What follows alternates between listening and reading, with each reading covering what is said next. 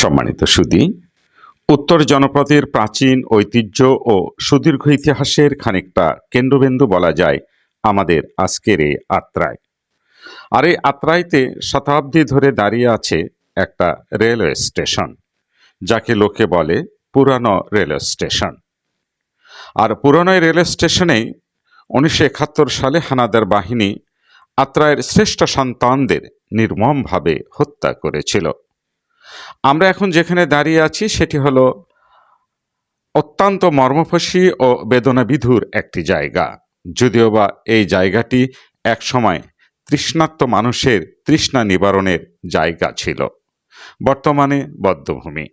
আপনারা দেখতে পাচ্ছেন বিশাল আকারের একটি কূপ, আর এই কূপের ইতিহাস অতি করুণ, অতি মর্মস্পর্শী।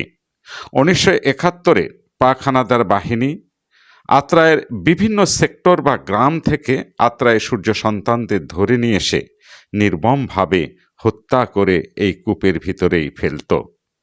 তাই এই কূপ এখন সাধারণ কূপ নয়, এটি আমাদের সূর্য সন্তানদের সমাধিস্থল।